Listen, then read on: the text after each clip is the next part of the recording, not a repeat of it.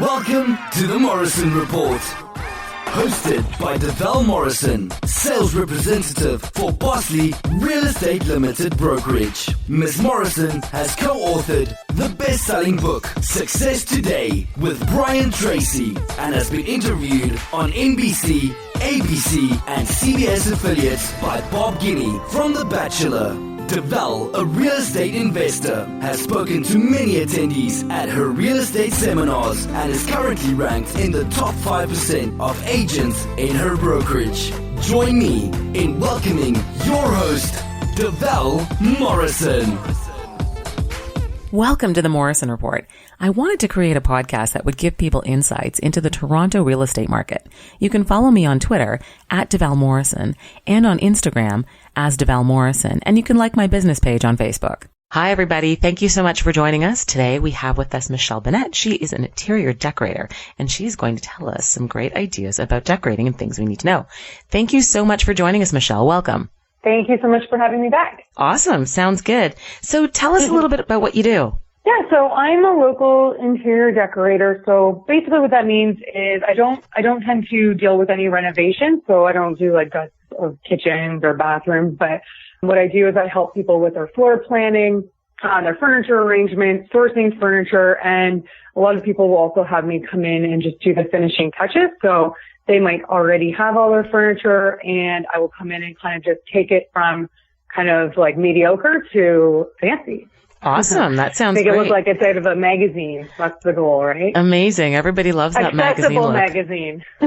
Yeah, absolutely. So can you give us an idea about what some of the finishing touches are that you would recommend for people? Absolutely. So basically what I do is there's probably a list of 8 things that I like to consider when I'm doing the finishing touches in a client's home or even in my own home. And I think that this is where a lot of people kind of fall short. So some people kind of feel like they've decorated their home, but they kind of take a look around and they feel like something is just missing. So what a lot of people call it is kind of making it feel polished. Yeah. And I would kind of compare it to, making it look like a magazine photo, but obviously a livable kind of functional space that doesn't feel like you can't touch everything. Right. But yeah, so what I do is I have 8 things that I kind of consider as I go through a room. And, like everything, these are kind of like a guidelines. They're not a hard and fast rule, but they're things to consider to make your space feel finished. So I will get started. Okay, cool. Thanks. So good. Okay, so the first thing I think is probably obvious, but I think it's color. Okay. And what a lot of people do here is they kind of, when they start thinking about their color palette for their room, they kind of just think about it with one color. So they might say, okay, I want to bring in some red. And what I find a lot of people do is they bring in the red and they have, your red throw pillows, maybe a red piece of art. And what it does is it just kind of feels really flat and it kind of makes it feel like it's missing something. So what I try to do and I tell clients to do is to really think about bringing in 3 or more colors. And ideally, the more, the better, which sounds kind of crazy. Right. and it can. It's like everything. There's a right and a wrong way to do things. But what you want to keep in mind is all the elements in the room already are kind of helping you with that color. So for example, you've got your floors. So maybe you have a deep, dark wood floor. That's bringing in color. You've got your art, you've got your window treatments, your pillows, even your lamps, things like that. So what you want to do is kind of find, your dominant color, but bring additional colors in alongside of it to really make it feel kind of more dynamic and less flat. Awesome. And so when you're saying with the color, is that with paint, with wallpaper? You mentioned pillows and things like that already. Yeah, it's really with all of these things. So anytime I'm bringing a room together for a client, I'll pull it all together kind of like in a mood board. So I use Photoshop personally. If you're doing this DIY, you can do this with a Pinterest board, but everything is considered. So you're bringing in even your upholstery and your couch. So if you're going, say, to Crate and Barrel and you're picking a specific couch fabric, that's kind of lending itself to your color palette. And these are things you want to continue to consider as you're kind of shopping for new elements to layer on top of it. So it's literally everything. It could be if you have a bookshelf, your books that are on the shelf.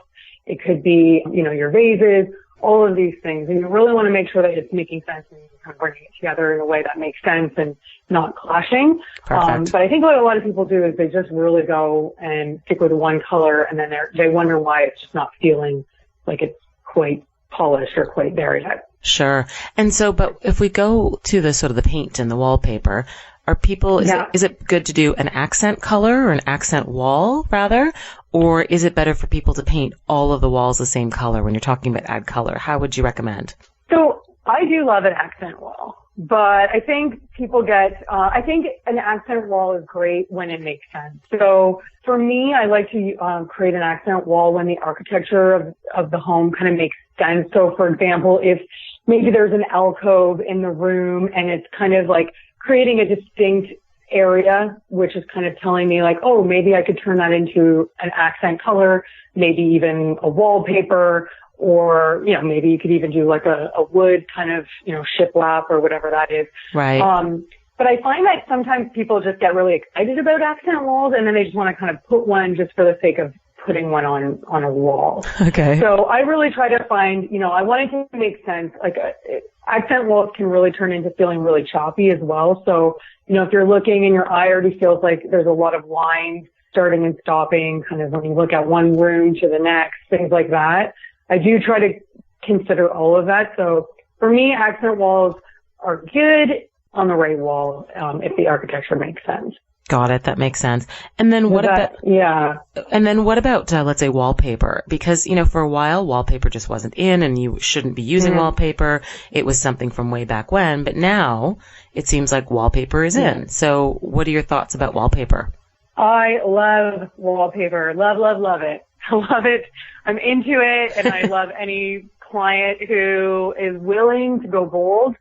And it's the same thing though. And I think a great room to do wallpaper in would be a powder room because it's small and it's a great place to kind of do something fun and exciting without it kind of feeling too crazy or feeling like you're committing to too much pattern in the entire room. Right. But I love wallpaper, and I have a few clients that are actually, we're doing some accent walls. And again, it's, the walls are lending themselves really well to an accent. So for example, my bedroom, it's just very simple. We have a row of cabinets on one wall, and then on the opposite wall is the wallpaper. So for me, I really try to balance it. So if you're going with a heavy print on one wall, really try to look to the opposite side of the room to do something that can help make it feel balanced. Got it. Okay. But yes. I'm a yes to wallpaper. Yes to wallpaper. Yes. That's awesome. So can you tell us what is something else that you would include as a finishing touch for somebody in a room? Okay, so the next thing would be pattern. So actually wallpaper is a great option to help add pattern into a room. So people get a little freaked out by pattern. I think that pattern is one of those things, like if you don't do it right, it can look a bit crazy in the room, and you want to make sure you reel that in. But it is recommended to do 3 or more patterns in a room. What's interesting is Sarah Richardson actually says that she generally incorporates 12 or more patterns into any given room that she designs. Holy crap. Which really does. I know. I remember the first time she said that, I'm thinking, wow, that sounds really intense. But then when you start to break it down and think about all of the elements in the room and where you see patterns, so like we just talked about wallpaper, that would be one pattern. You've got your rug, which could have a pattern, your upholstery on, your accent chair, curtains, throw pillows, blankets, even the finishes in the room. So let's say you have a fireplace and maybe there's a herringbone tile on the fireplace. That's also a pattern. So already I think I don't know, I didn't keep track, but I probably said 7 different places that you can find pattern without even thinking about more than one throw pillow. So when you start to break it down like that, it starts to make a little more sense.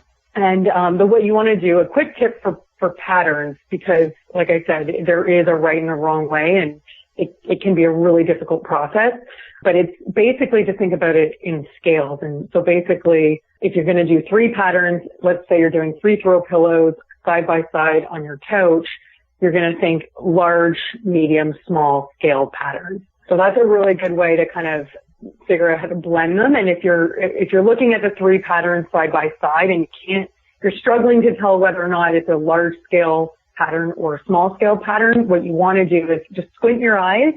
And if you can tell that there are 3 different patterns, then you're good. And if you can't tell, then they're just too similar. And then another thing you can do is really think about the color. So if you're trying to tie 2 patterns together, even though they're very different, which is totally fine, what you want to do is find some similarities. And a lot of the times that will be through color, or it could be through the type of pattern. So, you know, maybe you have 2 striped patterned pillows, but they're just in different scales. And that's how you tie the 2 together, even though they're completely different colors. Right.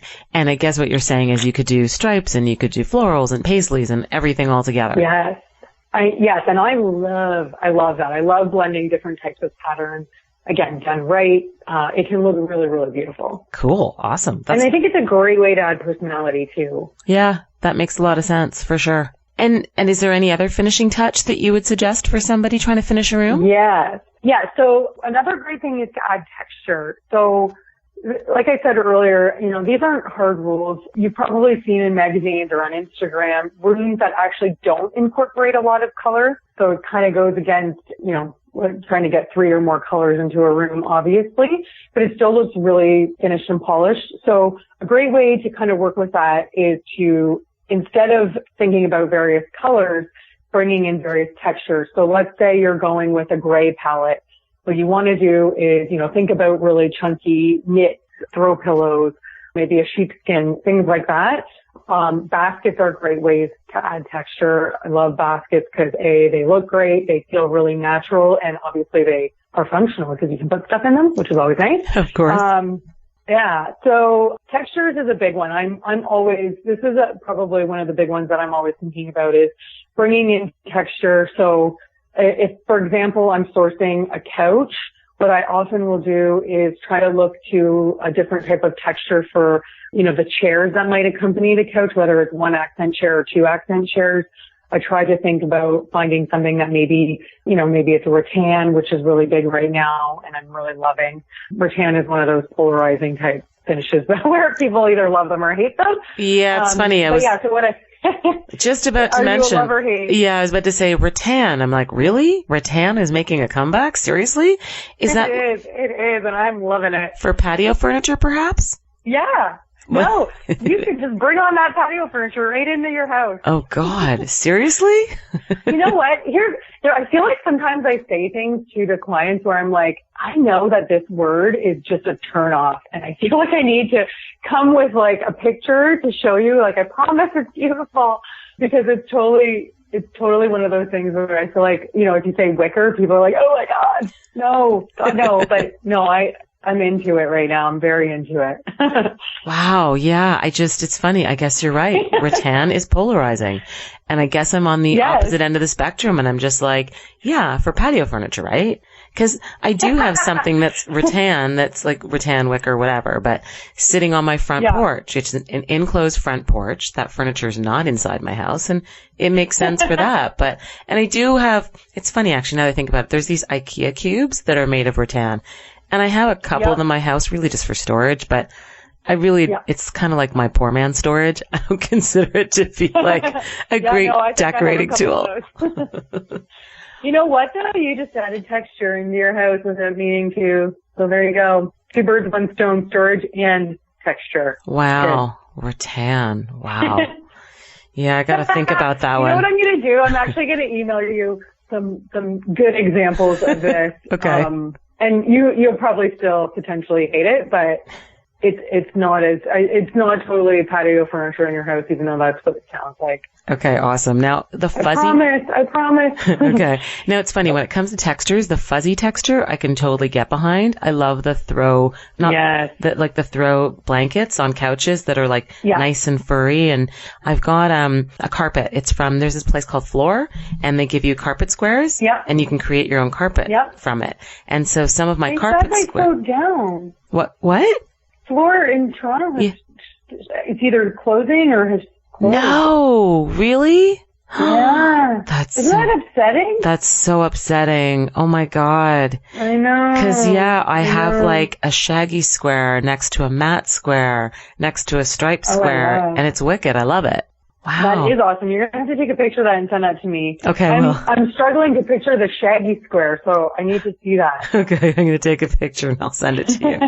Sounds like a plan. I like it. See, now you've done the pattern, texture, and if there's color in there, you just like 3 birds, 1 stone with that rug. Yeah, absolutely, for sure. Yeah, I'll definitely send you a picture so you can check it out. What's another